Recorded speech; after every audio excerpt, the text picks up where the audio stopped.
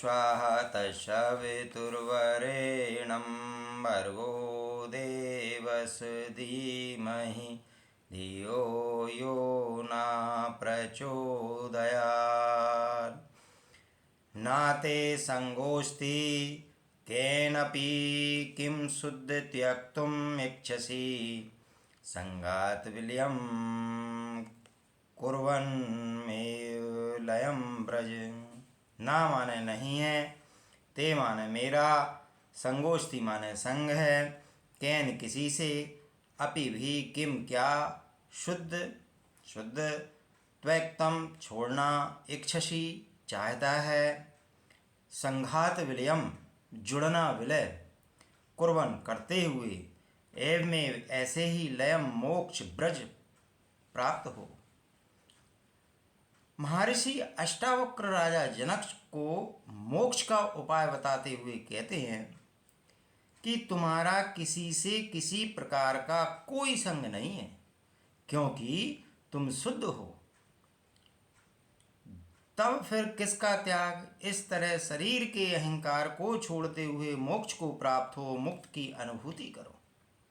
राजा जनक के उत्तर को सुनकर महर्षि अष्टावक्र को विश्वास हो गया कि जनक को जो अनुभव प्राप्त हुआ है और जिसकी अभिव्यक्ति उन्होंने की है वे आत्म अनुभूति है। वह आत्म अनुभूति की प्रतीति नहीं है। आत्म अनुभूति से उपलब्ध होने वाला आश्चर्य में आनंद थामे नहीं थम रहा जनक से। जिस समय पूनम की चांद की किरणें समुद्र की लहरों को उछालती हैं, उस समय ऐसा प्रतीत होता है कि मानो समुद्र अपनी सारी सीमाएं तोड़ देगा। कुछ ऐसी ही स्थिति जनक की है। अतः अब इस प्रकरण में अष्टावक्र जनक को मोक्ष का उपदेश कराते हैं। महर्षि अष्टावक्र कहते हैं कि जब आत्मज्ञान की अवस्था में तूने जान लिया है कि तू शुद्ध चेतना मात्र आत्मा है, तेरा कोई भी संगी साथी नहीं है, तू अकेला है, फिर तू किसका त्याग करना चाहता है? त्याग उसका किया जाता है जिसे तुम अपना मानते हो, परंतु जो तुम्हारा है ही नहीं उसका त्याग तुम कैसे कर सकते हो?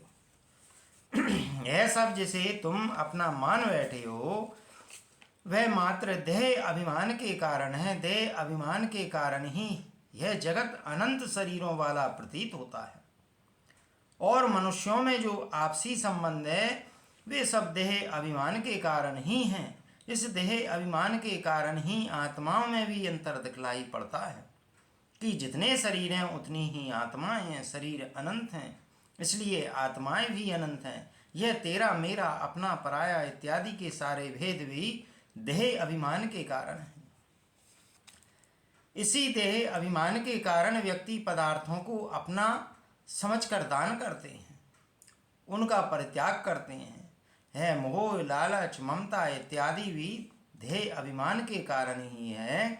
यह धन दौलत, महल, पत्नी, पुत्र, संबंधी आदि का परित्याग करने से कुछ भी नहीं होगा। शरीर का अहंकार ही सबसे बड़ा बंधन है।